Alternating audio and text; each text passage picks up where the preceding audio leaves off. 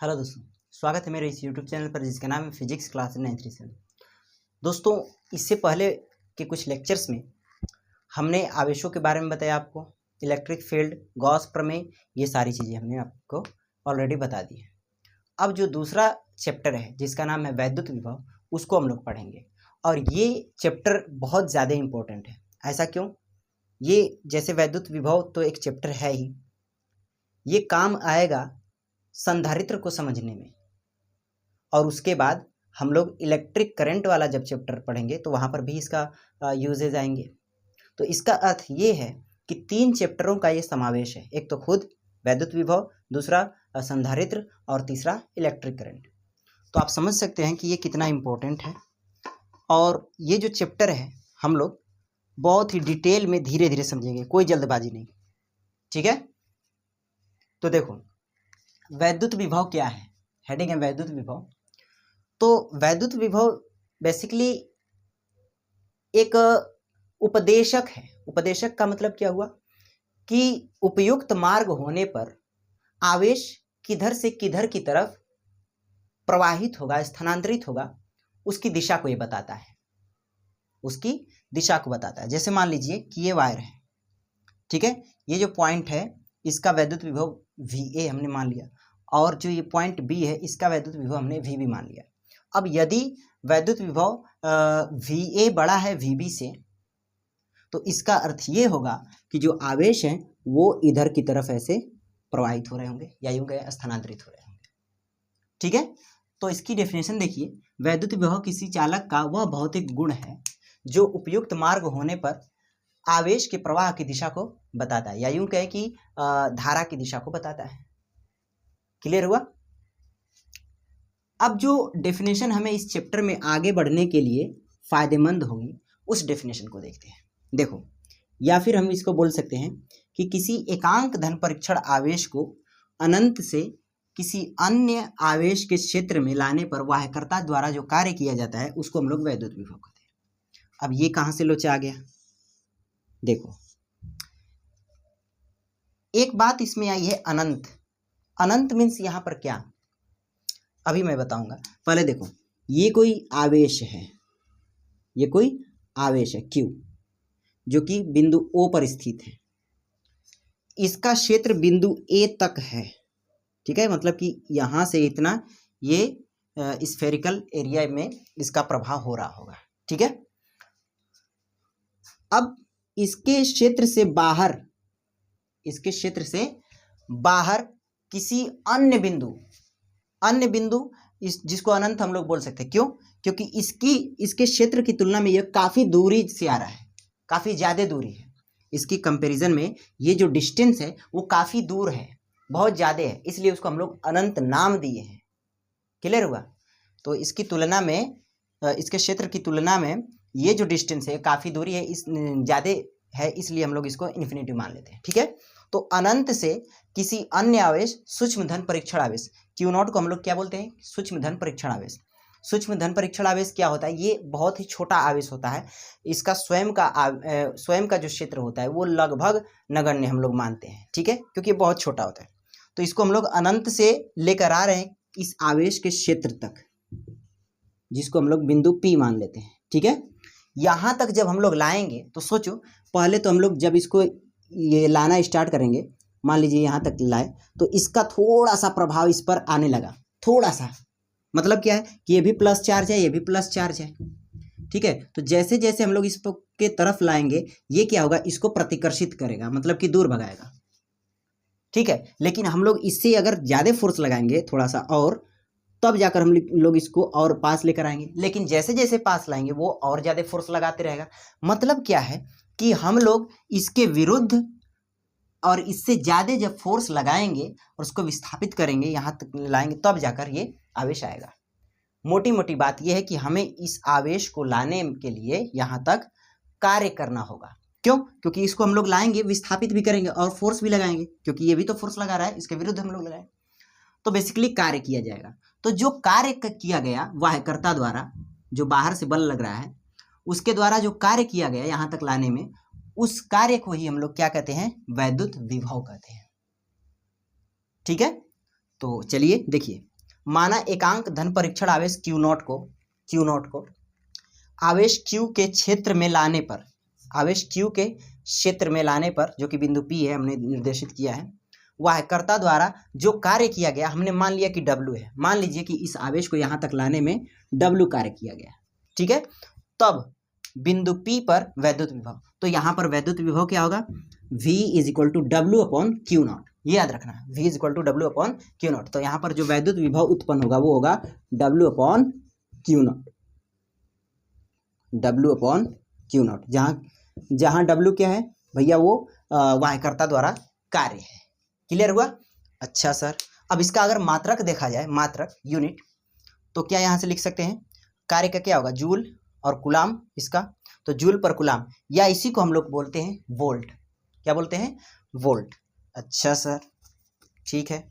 अब सोचो, अगर यहाँ पर एकांक आवेश हो, मतलब कि इसका जो परिमाण हो, अगर एक हो, एक आवेश हो, एक आवेश, और जो उस एक आवेश को किसी अन्य आवेश के क्षेत्र में लाने पर अगर कार्य 1 जूल किया गया हो, तो वहाँ पर वोल्ट कितना होगा, 1 वोल्ट होगा वैद्युत विभव।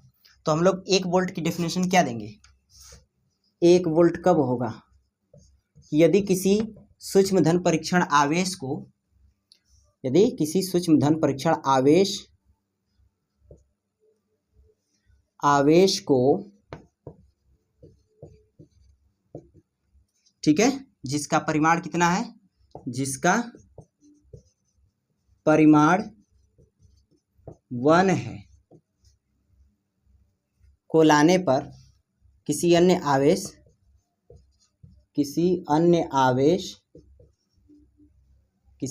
आवेश Q बराबर 1 कूलाम के क्षेत्र में, या ऐसे लिख लेते हैं, आवेश के क्षेत्र में लाने पर वाहकर्ता द्वारा कृत कार्य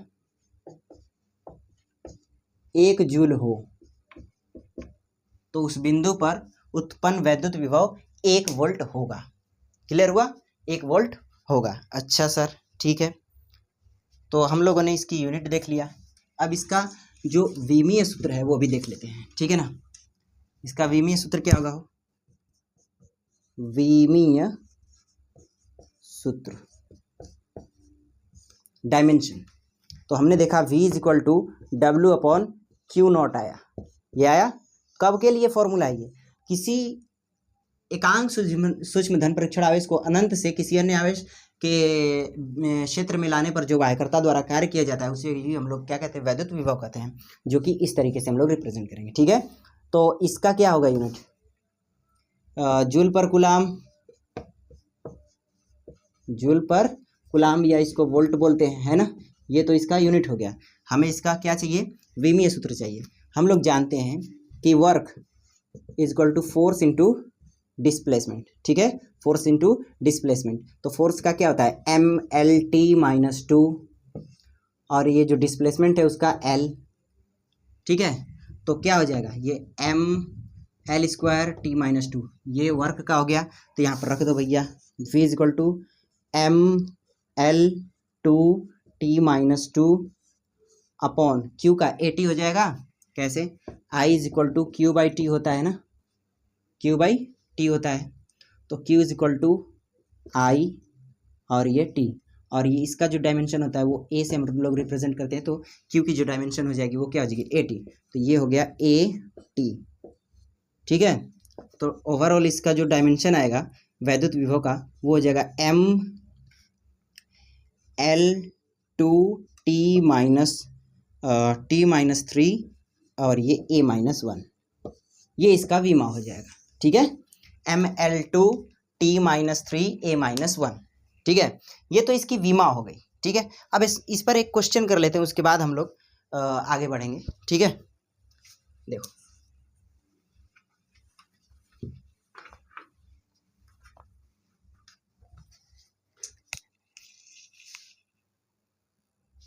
देखिए मैंने क्वेश्चन को लिख दिया है, चलिए इसको करते हैं। देखो 12 × 10⁻⁴ कूलाम आवेश को अनंत से विद्युत क्षेत्र में एक बिंदु तक लाने पर जो कार्य किया जाता है वो है 2.25 जूल कार्य करना पड़ता है। तो उस बिंदु पर वैद्युत विभव क्या होगा, मतलब कह रहा है कि ये किसी अन्य आवेश का क्षेत्र है और ये कोई पॉइंट P है, ठीक है।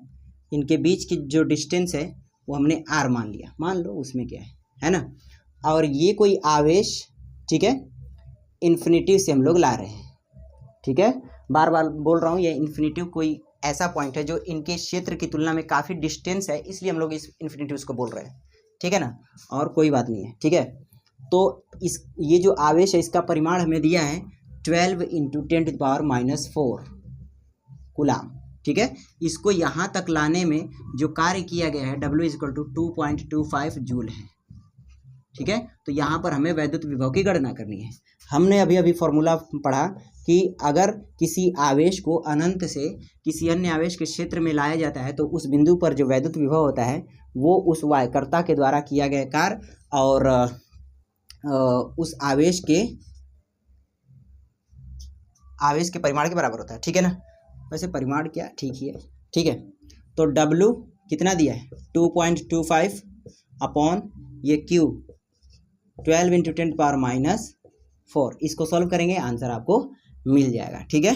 तो ये आपको चलो इसको सॉल्व भी कर देते हैं, ठीक है। तो 2.25 अपॉन 12 × 10⁻4, ये 4 हो जाएगा। अच्छा सर, ठीक है ठीक है ठीक है ठीक है। अगर ऐसा देखा जाए तो ये हो जाएगा 2 और ऊपर जाएगा तो ये माइनस, मतलब कि ये हो जाएगा 10⁻2 और ये पॉइंट हट गया, ठीक है, क्लियर। अब इसको सॉल्व करो, तो चलो भाई कर ही देते हैं।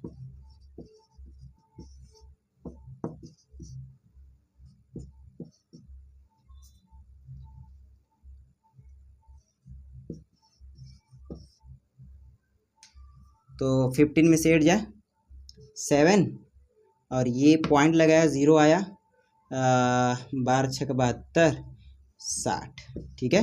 तो अप्रॉक्सीमेटली इतना आ रहा है कि 19.5 × 10⁻2 और अच्छे से लिखा जाए तो 1.95 × 10⁻, कितना इधर से आएगा तो ये जुड़ेगा, मतलब कि क्या हो जाएगा, ये हुआ आपका ये 1, ठीक है, मतलब कि 1.950 ये आपका आंसर आएगा, क्लियर है। तो मैं इस क्वेश्चन को क्यों आपको दिखाया, बस ये मेरा तात्पर्य ये था कि आप इस फॉर्मूले को समझो, ठीक है, उसके डेफिनेशन को समझो, क्लियर है।